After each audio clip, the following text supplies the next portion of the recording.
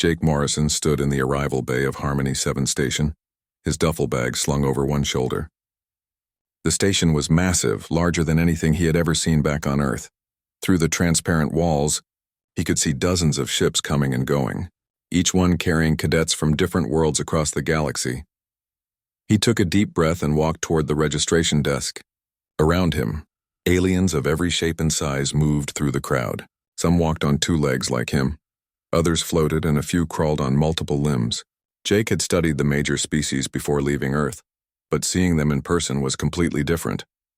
The registration officer was a short, furry creature with 6 arms and large eyes. It looked up at Jake and blinked twice. "Name and homeworld?" it asked in a high-pitched voice. "Jake Morrison, Earth," he replied.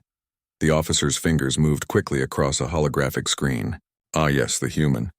You are in dormitory section 12, room 47. Your roommate has already arrived. Here is your identification badge and schedule." The officer handed him a small metal device that attached to his uniform collar. "Thank you," Jake said and picked up his bag. The dormitory section was a long walk from the arrival bay.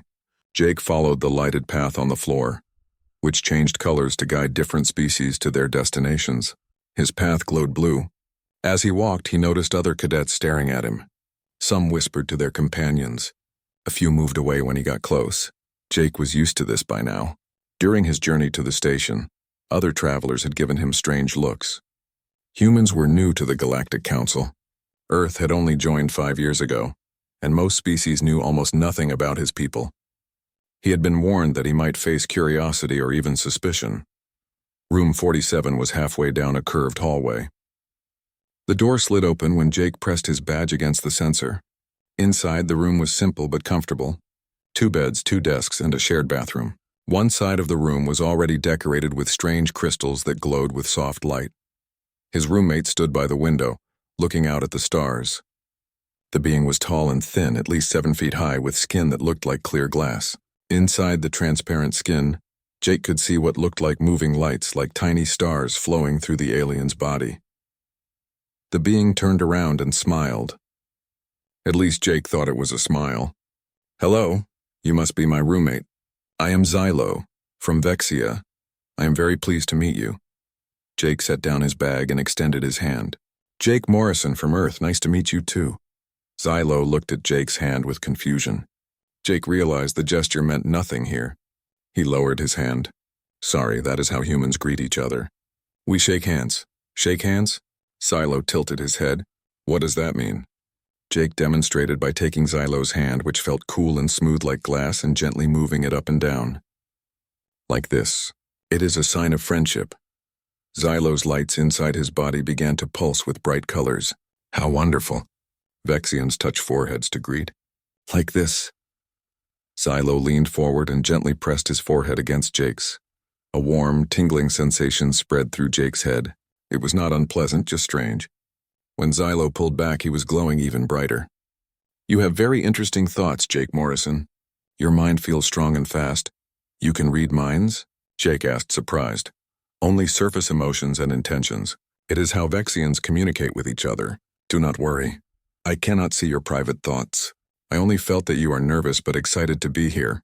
Jake relaxed a little. "Yeah, that is accurate. This is all pretty new to me." "For me too," Xylo admitted. "I have never been away from Vexia before. Everything here is so different." He moved back to the window. "But it is exciting, yes? We will learn so much." Jake unpacked his belongings while Xylo asked him questions about Earth. The Vexian was curious about everything. He wanted to know about Earth's oceans, its weather, its cities, and its people. Jake answered as best he could, keeping his descriptions simple. "Your world sounds beautiful," Xylo said. "Vexia is very peaceful. We have gardens that cover entire continents. Our cities are grown from crystal trees. There are no predators on my world. No violence. When I told my family I wanted to join the Galactic Military Academy, they were very surprised. Vexians usually become artists or scientists. Why did you want to join?" Jake asked. Xylo's lights dimmed a little. "Because I want to help keep peace in the galaxy. I want to make sure that all worlds can be as safe as mine. What about you?" Jake sat on his bed. "Same reason, I guess. Earth has had a lot of wars in our history. We have fought each other for thousands of years. But in the last century, we learned to work together. When we met the Galactic Council, we saw a chance to help others avoid the mistakes we made.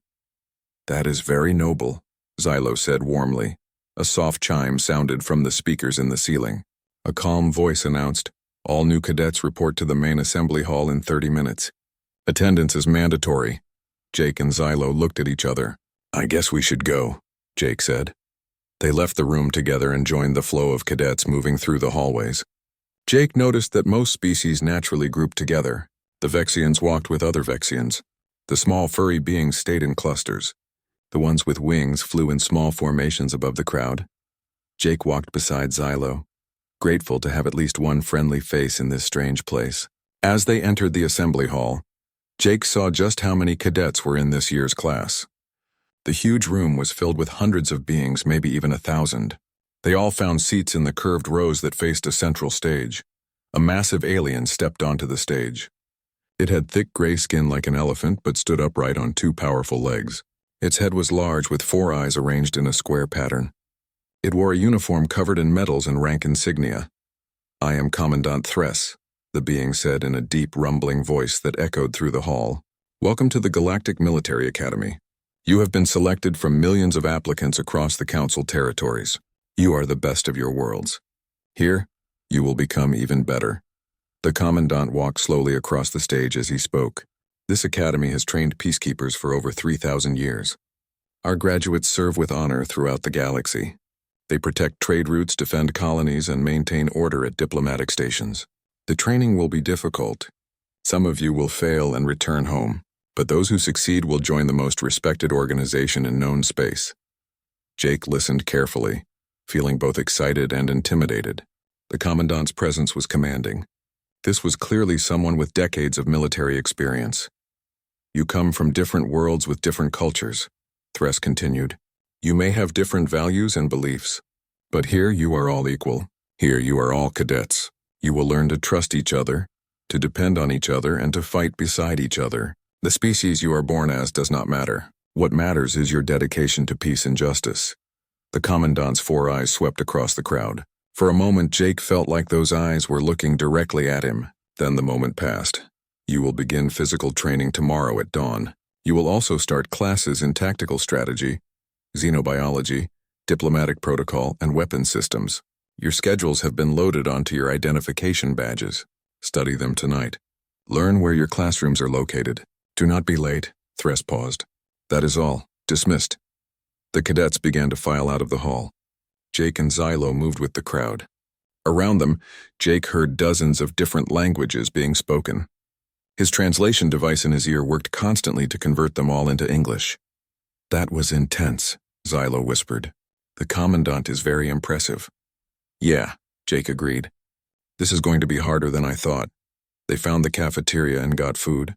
Jake was pleased to see that the station had made an effort to provide meals for every species. There was a section marked Earth Cuisine with recognizable foods like rice, vegetables, and protein that looked almost like chicken. They sat at a table near the window. Other cadets gave them space. Jake noticed that several aliens were watching him from nearby tables. They quickly looked away when he made eye contact. "They are curious about you," Xylo observed. "Humans are very new to the Council. Most species have never met one before." "I know," Jake said. "I just wish they would ask questions instead of staring."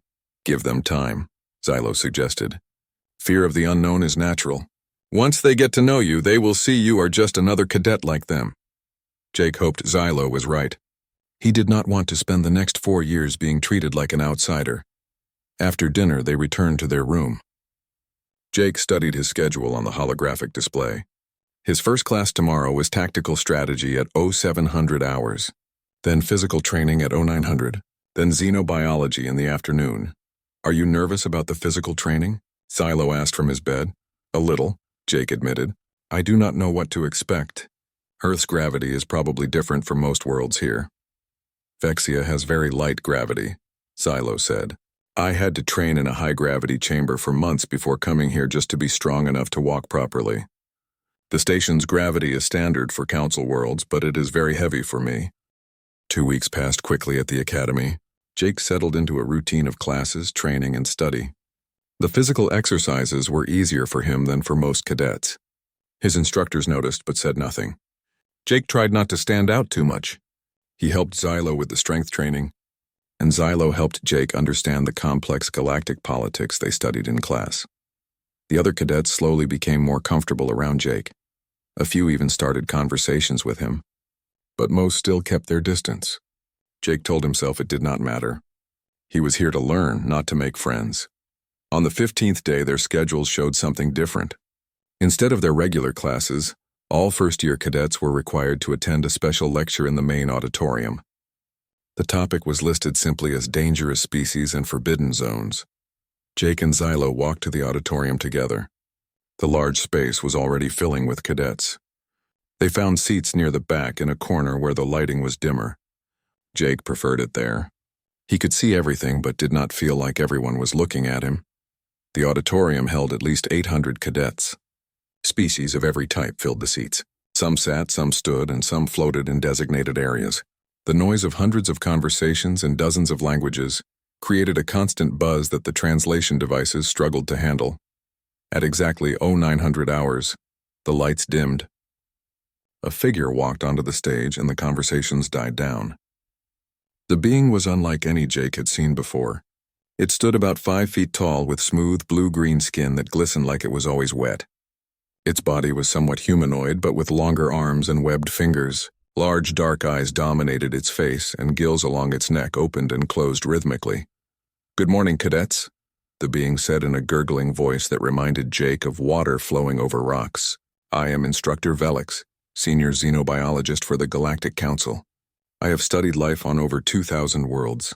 Today, I will share with you information that may save your lives." A holographic display appeared above the stage, showing a rotating image of the galaxy. Certain star systems were marked in red. "The galaxy is vast," Velix continued. "It contains countless worlds with countless forms of life. Most of these worlds are peaceful. Their evolution followed predictable patterns. Life developed in harmony with the environment. Intelligence emerged slowly, carefully. These are the worlds that form the Galactic Council." Velix gestured, and the red markers began to pulse. "But some worlds are different. We call them Deathworlds. These are planets where the conditions are so hostile, so dangerous, that only the strongest, most aggressive life forms survive. Evolution on these worlds is a constant battle. Everything is trying to kill everything else." Jake shifted in his seat. Something about this lecture was making him uncomfortable, though he could not say why. "Deathworlds are rare," Velix explained. "Perhaps 1 in every 100,000 inhabited planets qualifies. They are characterized by several factors." The display changed to show a list. Extreme gravity, often 1.2 times standard or higher. Aggressive megafauna, deadly microorganisms. Extreme weather patterns. High levels of radiation, tectonic instability, and most importantly, intense competition for resources. The instructor paced across the stage. Species that evolve on Deathworlds develop traits that would be considered excessive, even frightening on normal worlds. Enhanced strength to handle high gravity. Incredible endurance to outlast predators. Rapid healing to survive injuries that would kill others. High aggression to compete for scarce food and territory. A new image appeared, showing a large reptilian creature with massive claws and rows of sharp teeth. Several cadets gasped. "This is a Krelak," Velix said. "They evolved on a volcanic world with gravity nearly twice the standard. They are natural hunters, capable of tracking prey across continents. Single Krelak can fight for hours without tiring. Their skin is thick enough to resist most weapons. They feel almost no pain." The image changed to show another creature, this one insectoid with hundreds of legs and multiple stinging tails. The Thornax evolved on a jungle world where even the plants are carnivorous. They swarm in groups, overwhelming prey with numbers. Each individual is relatively weak, but together they are nearly unstoppable. Velix showed several more examples. Each one was more terrifying than the last. Jake noticed that many cadets around him looked disturbed. Xylo's lights had dimmed significantly, a sign that he was stressed. "You may wonder why I am telling you this," Velix said. "The answer is simple. If you ever encounter a Deathworlder in combat, you must retreat immediately. Do not engage. Do not try to fight. These beings are evolved killing machines. Even with training and weapons, the average council species has no chance against a true Deathworlder in direct confrontation. The instructor let that sink in for a moment. Most Deathworld species never develop space travel. They destroy themselves in wars before reaching that level of technology. Those that do achieve spaceflight are typically quarantined by the Council. They are watched carefully. They are not permitted to join our organization. Jake's discomfort grew stronger. He glanced around the room. No one was looking at him. No one seemed to have made any connections. But something in the back of his mind was starting to worry. Velix continued. However, there have been exceptions. The Council has recently admitted a new member species, and I must confess the xenobiology community has concerns. The display changed to show a blue and green planet. Jake's breath caught in his throat. It was Earth. This is Earth, Velix said, and suddenly every translation device in the room whispered the word in different languages. Homeworld of the humans. It was granted Council membership 5 years ago, despite some unusual characteristics that warrant discussion. Jake felt Xylo turn to look at him, but he kept his eyes fixed on the stage. His heart was beating faster now. The comfortable feeling he had built up over 2 weeks was rapidly disappearing. Earth's statistics are troubling, Velix said, bringing up a list. Gravity 1.2 times standard. Surface composition 70% covered in salt water, which is toxic to most Council species.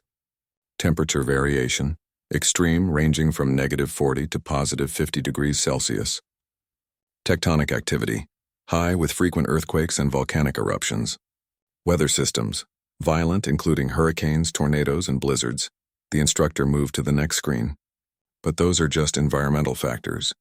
The real concerns come from Earth's evolutionary history. The planet has experienced at least 5 mass extinction events. Each time life adapted and became more resilient. The competition between species is intense. There are apex predators on every continent and in every ocean. Jake wanted to sink into his seat and disappear. Around the auditorium, he could hear whispers starting. Some cadets were probably remembering that there was a human in their class. Humans themselves present interesting challenges to classification, Velix continued. They evolved as persistence hunters. On most Council worlds, predators are ambush hunters or pack hunters. Humans are different. They would chase prey for days, literally running their prey to death from exhaustion. No other Earth species could match human endurance. The display showed a diagram of human anatomy. Jake recognized it from his biology classes back home. Humans possess several redundant organs. 2 lungs, 2 kidneys, even their brain has 2 hemispheres that can partially compensate for each other if one is damaged. Their bones are dense and strong. Their muscles are efficient and powerful, especially given their size. They heal remarkably fast for a species of their mass. Velix zoomed in on a particular section of the diagram. Most concerning is their adrenal system. When threatened, humans produce a chemical called adrenaline that floods their body. This temporarily increases their strength, speed, and pain tolerance by significant margins. They can ignore injuries that would incapacitate other species. They can perform feats of strength that exceed their normal capabilities. In essence, when threatened, they become even more dangerous. A cadet in the front row raised a tentacle. Jake recognized the species as Plyran, small and fragile beings from a low-gravity moon. Instructor Velix, the cadet said in a trembling voice. Are you saying humans are dangerous? Should we be concerned? Velix paused, considering the question carefully. That is a complex question, Cadet Sala. Humans are classified as a Category 6 Deathworld species, the same as the Krellic I showed you earlier. By all standard measures, they are Deathworlders. However, they also exhibit traits that are highly unusual for such species. The instructor brought up images of human cities, human art, human gatherings. Despite their capacity for violence, humans developed complex social structures. They create art, music, and literature. They form deep emotional bonds with each other, and even with other species. They developed philosophy, ethics, and law. Most remarkably, they developed empathy. Velix turned to face the audience directly. This is why the Council chose to admit them. Humans prove that Deathworld species are not automatically our enemies. They show that even beings evolved for violence can choose peace. But make no mistake, the capacity for violence remains. Humans are perhaps the most successful predator. The alarm continued to blare through the auditorium. Cadets looked around nervously, unsure what to do. Velix held up both hands, calling for calm. Everyone, please remain seated. The security teams will handle this situation. We are perfectly safe here. But Jake could see that the instructor did not look entirely convinced. The auditorium doors had automatically locked when the alarm started, a safety protocol. They were sealed in until the emergency was resolved. Around the room, cadets were whispering to each other. Some species huddled together for comfort. Xylo moved closer to Jake, his crystalline body still trembling slightly. "What is a combat drone?" he asked quietly. "A training robot," Jake whispered back. "They use them to simulate combat scenarios. If one malfunctioned, it might think this is a real combat situation." He did not add what he was really thinking, that a malfunctioning combat drone with weapons could be extremely dangerous. Velix tried to continue the lecture, but it was clear that no one was paying attention anymore. The instructor finally gave up and stood at the edge of the stage, monitoring a datapad for updates on the situation. Minutes passed slowly. The alarm eventually stopped, but the red lights continued to flash. Jake noticed that some of the smaller cadets were becoming very frightened. A group of Plarian in the front rows were hugging each other. The Vexians, including several of Xylo's people, had dimmed their lights to almost nothing. Then Jake heard something that made his blood run cold, a metallic scraping sound coming from outside the auditorium. It was faint at first, but growing louder. Something was moving through the corridors toward them. Velix heard it too. The instructor's gills flared open wide, a sign of alarm in his species. He tapped frantically at his datapad, trying to contact security. "This is Instructor Velix in the main auditorium.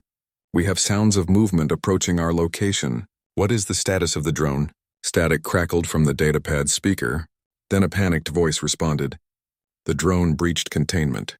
It is mobile and armed. Security teams are in pursuit but have been unable to stop it. It is heading toward your sector."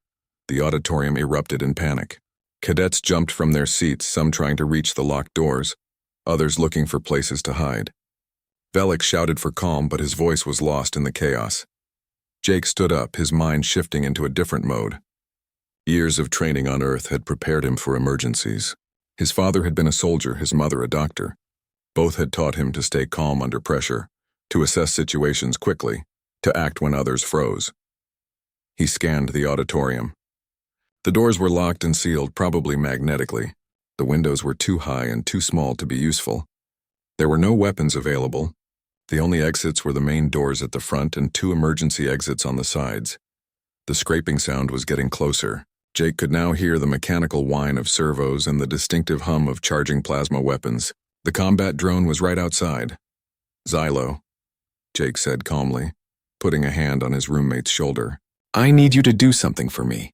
Get everyone away from the doors and into the back corners of the auditorium. Can you do that?" Xylo looked at Jake with wide, frightened eyes. But he saw something in Jake's expression that steadied him. "Yes, I can do that. But what are you going to do?" "Whatever I need to," Jake said simply. Xylo nodded and began moving through the crowd, touching other cadets and directing them away from the doors. The Vexians responded to him immediately. Others saw the movement and followed. Velix was still trying to reach security on the datapad when Jake approached the stage. "Instructor, you need to get everyone to the back of the room. That drone is coming through those doors." Velix looked at Jake, really looked at him for the first time. "You are the human, Jake Morrison." "Yes, sir. What do you intend to do?" "Stop it," Jake said. "That is insane. You heard what I said about combat drones. They are military-grade equipment. They have armor, weapons, and combat programming. You would be killed." Jake met the instructor's eyes steadily. "Maybe. But if that thing gets into this room full of unarmed cadets, a lot of people are going to die. I would rather take my chances." Velix stared at Jake for a long moment. Then he nodded slowly. "Help me move everyone back." Together, they organized the evacuation to the rear of the auditorium. Most cadets were too frightened to argue. Within 2 minutes, everyone was pressed against the back wall, as far from the doors as possible. Jake noticed that several cadets were looking at him with expressions he could not quite read. Fear, maybe, or hope. The scraping sound stopped. For a moment, there was complete silence. Then a tremendous bang echoed through the auditorium as something heavy slammed into the doors. The metal buckled slightly. Another bang. The locks were starting to fail. Jake looked around desperately for anything he could use. His eyes fell on the chairs in the front rows. They were made of metal, designed to be sturdy enough for dozens of different species. He ran down and grabbed one, testing its weight. About 30 pounds. Not ideal, but it would have to do. He positioned himself in the center aisle about 20 feet from the doors, far enough to have reaction time, close enough to respond quickly. His heart was pounding now, but his breathing was steady. This was what he had trained for. Not exactly this scenario, but close enough. The doors exploded inward with a screech of tearing metal. The combat drone stood in the doorway, and Jake got his first clear look at it. It was roughly humanoid in shape, about 6 feet tall, made of dark gray armor. Its head was a sensor cluster with multiple cameras and targeting systems. Its arms ended in weapons, one plasma rifle, one laser cutter. The chest had scorch marks and dents from where security had tried to stop it. The drone scanned the room with red targeting beams. Jake could see the exact moment when it registered the mass of cadets at the back of the auditorium. The plasma rifle began to glow as it charged for a shot. Jake did not think. He reacted. He hurled the metal chair with all his strength. It spun through the air and crashed into the drone's sensor cluster. The targeting beams scattered wildly as the machine staggered back. Jake was already moving. He sprinted down the aisle, closing the distance in seconds. Speed was survival. The drone's programming was designed for long-range combat, not close-quarters engagement. If he could get inside its weapon range, he had a chance. The drone recovered faster than he expected. It swung the plasma rifle toward him, but Jake was already too close. He ducked under the barrel and drove his shoulder into the machine's center of mass. The impact sent shockwaves through his bones, but the drone stumbled backward. Jake grabbed the plasma rifle with both hands and twisted hard. His muscles screamed with the effort. The weapon was mounted on a swivel joint designed to handle forces far beyond what a normal council species could produce. But Jake was not a normal council species. He was human, evolved on a death world built to wrestle megafauna and outlast pursuit predators. The joint cracked. Jake twisted harder, throwing his full body weight into it. The metal bent, then snapped. The plasma rifle came free in his hand, still connected by power cables. Sparks flew as the connections tore apart. The drone's combat programming adapted. If long-range weapons were compromised, switch to close combat. Its free arm, tipped with the laser cutter, swept toward Jake's head. He ducked, feeling the heat pass inches above him. The laser scored a black line across the wall behind him. Jake dropped the useless plasma rifle and dove forward, getting inside the drone's reach again. His training took over completely now.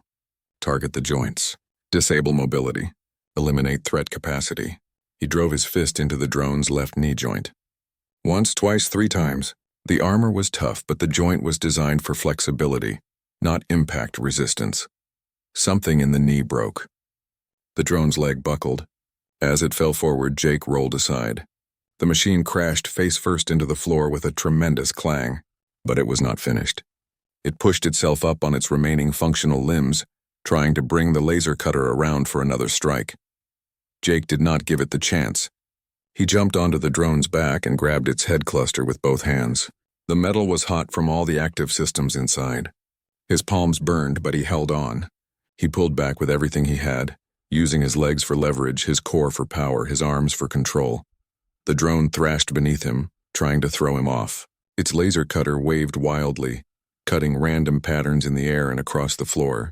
Jake could hear shouts from the back of the auditorium, but he could not look, could not let himself be distracted. The head cluster's mounting began to give way. Jake felt it shift, felt the internal connections starting to tear. He adjusted his grip and pulled harder. His vision started to go red around the edges, a combination of effort and the adrenaline now flooding his system. This was the moment Velix had described in the lecture. The moment when a human under stress became something more than their normal self. With a final wrenching pull, the head cluster tore free in a shower of sparks and severed cables. The drone's body went limp, its combat programming suddenly blind and deaf, but it still had power. The laser cutter was still active, still dangerous. Jake threw the head cluster aside and grabbed the drone's arm. He twisted it, forcing the laser to point at. Security teams burst through the destroyed doors less than a minute later. They came in with weapons ready, expecting to find casualties. Instead, they found a disabled combat drone and a room full of shocked but unharmed cadets. Their eyes immediately went to Jake, still being supported by Xylo, his hands burned and bleeding. The team leader, a heavily armored Korthan similar in species to Commandant Thress, approached cautiously. Who disabled the drone? His voice carried the tone of someone who already knew the answer but could not quite believe it. Velix stepped forward. The human cadet did. He stopped the drone before it could harm anyone. The security leader looked from Velix to Jake and back again. The human alone? I saw it myself, Velix confirmed. All of us did. The security team spread out, scanning the room for any other threats.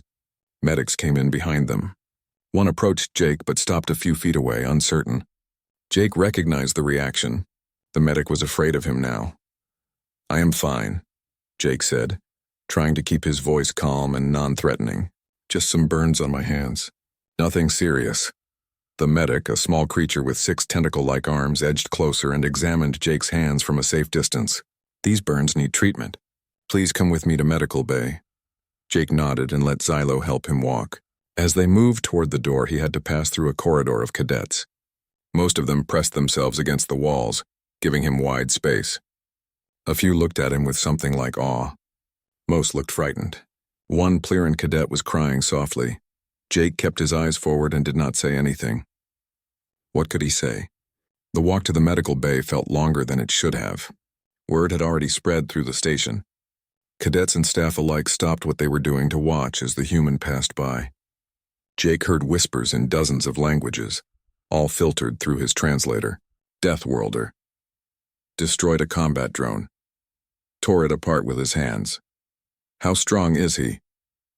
The medical bay was a large facility designed to handle dozens of species.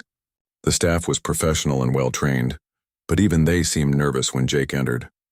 The lead doctor, a tall insectoid being with compound eyes, directed Jake to a bed. Please sit. I am Dr. Kitros.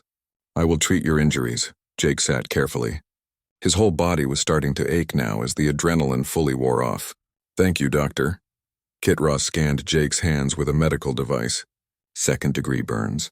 Painful but treatable. I will apply regenerative gel. It will speed the healing process significantly. For a human, the doctor paused, consulting a database. For a human, these should heal in 3 to 4 days. That is fast, Jake said. Yes, well, humans heal quickly compared to most species. Kitros applied cool gel to Jake's hands. The pain immediately lessened. I must scan your entire body to check for other injuries. Please remain still. The scan took several minutes. Jake watched the doctor's reactions as data appeared on the screens. More than once, Kitros's antennae twitched with surprise. Interesting, the doctor muttered. Very interesting. What is it? Jake asked. Kitros turned one of the screens so Jake could see. Your musculoskeletal system sustained significant stress during your encounter with the drone. You have microtears in several muscle groups. Your right shoulder has a deep bruise. 3 of your knuckles on both hands show impact damage. Your spine has minor compression from the forces you exerted. That does not sound good, Jake said. For most species, these injuries would require weeks of recovery and possibly surgery. But your scans show that your body is already beginning to repair the damage. Your cellular regeneration rate is remarkable. These injuries will likely heal completely within 5 to 7 days. The doctor paused. I confess I have never treated a human before. Your biology is fascinating. Is that a polite way of saying weird? Jake asked with a slight smile. Kitros's antennae perked up, which Jake was learning meant the equivalent of a smile for his species. Perhaps, but also impressive. I begin to understand why Earth is classified as a death world. Your species must be extraordinarily resilient to survive such a harsh environment. A door to the medical bay slid open, and Commandant Thress entered. His massive form filled the doorway. Every head in the medical bay turned toward him. This was not a casual visit.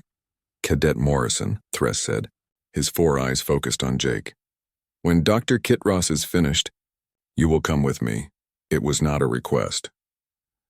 20 minutes later, Jake found himself in the Commandant's office. The room was large and decorated with commendations and artifacts from dozens of worlds. Behind a huge desk sat Thress, and standing to the side was Instructor Velix. Both were watching Jake carefully. Jake stood at attention, his bandaged hands at his sides.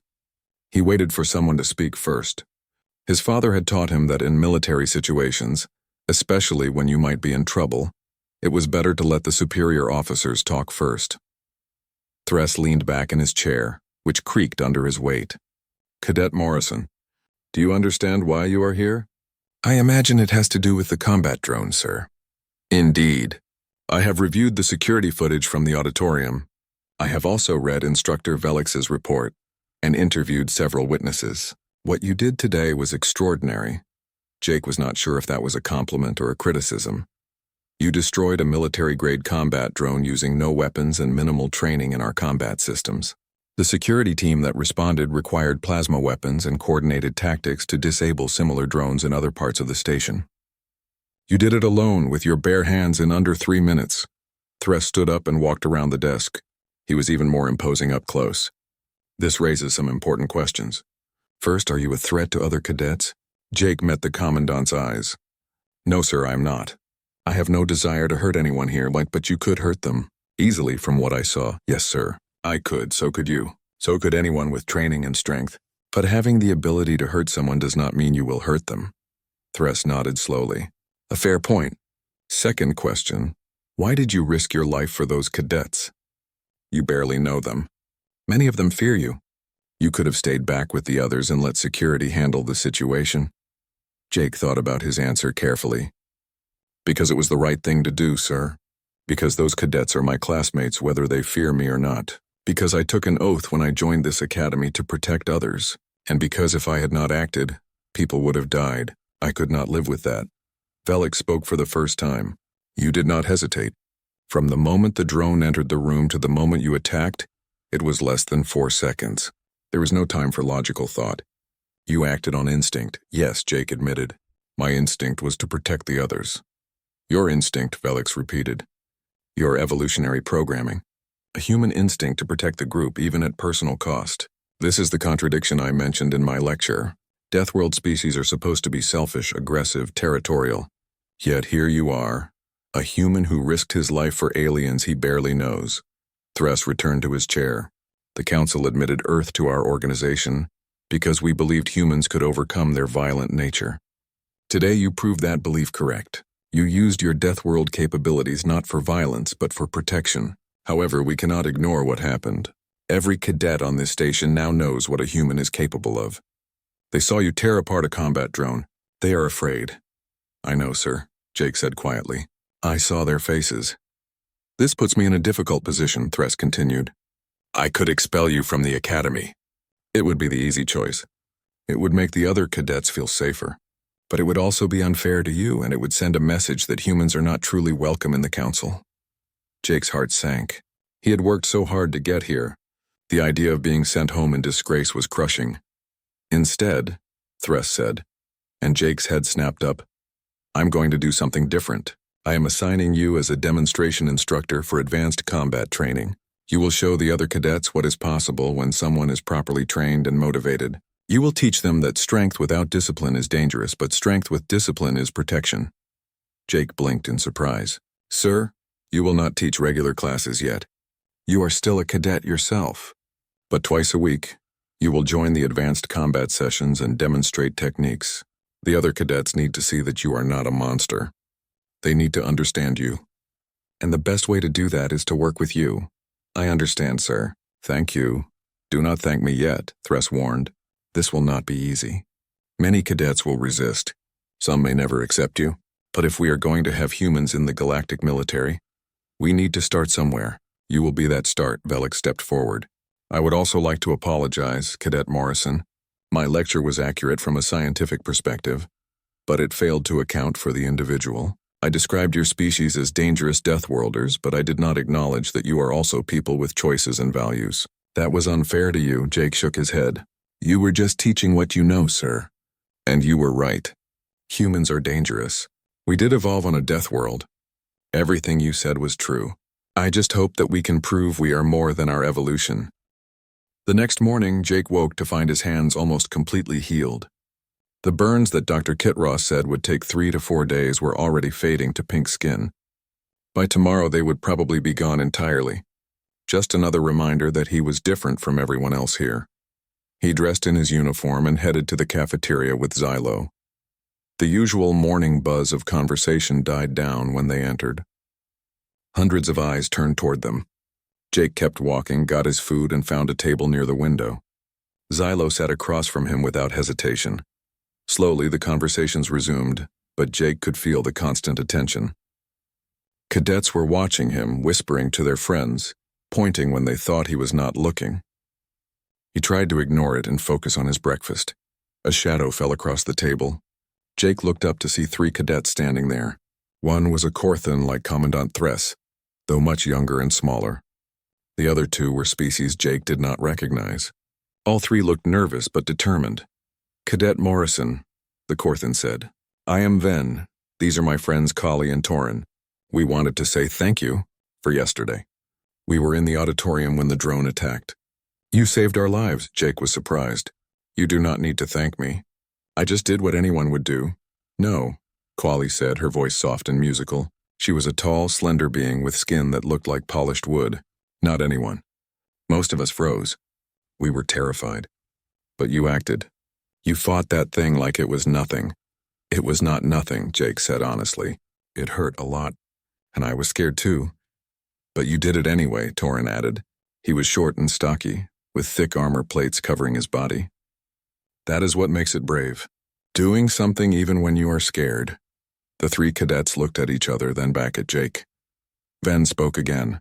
"We know that many cadets are afraid of you now. We wanted you to know that not all of us feel that way. Some of us understand what you did." They left before Jake could respond. Xylo's lights pulsed with happy colors.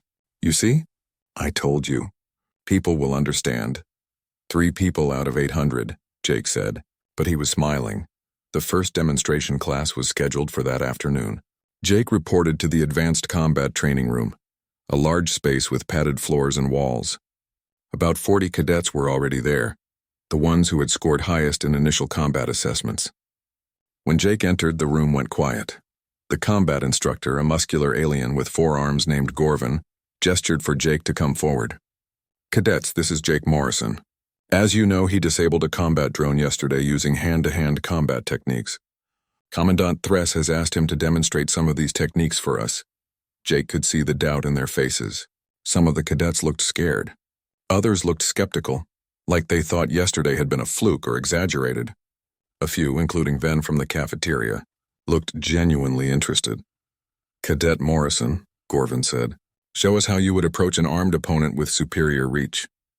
Gorvin had a training drone brought out, a smaller version of the combat models, but still dangerous looking.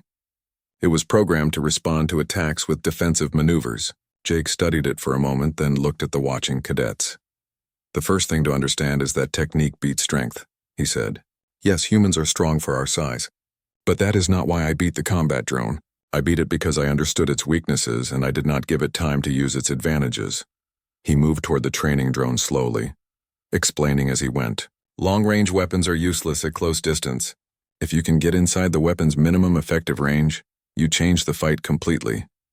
He suddenly accelerated, demonstrating the speed he had used yesterday.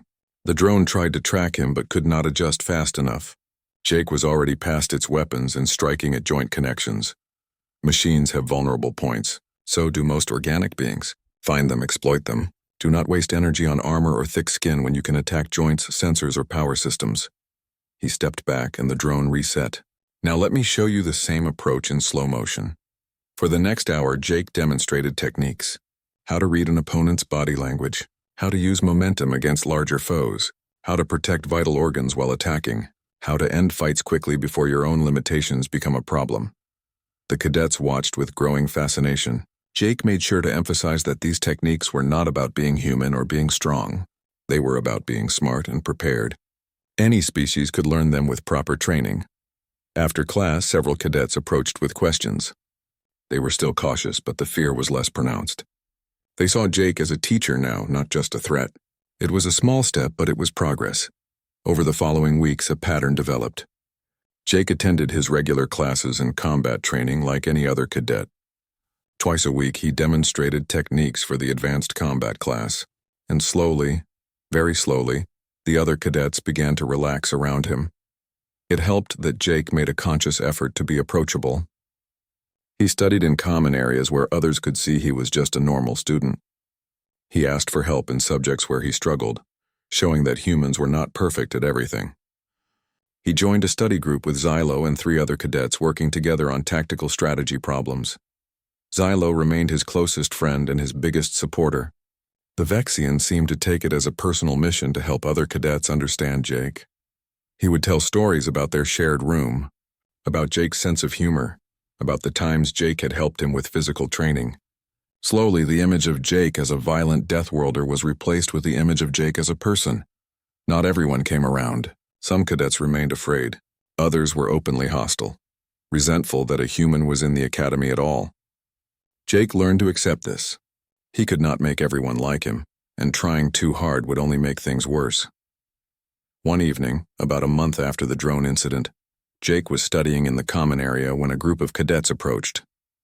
He recognized them as some of the ones who had been most afraid of him. His muscles tensed, expecting confrontation. Instead, the leader of the group, a Plyran named Sala, who had asked if humans were dangerous during Velix's lecture, sat down carefully near Jake's table.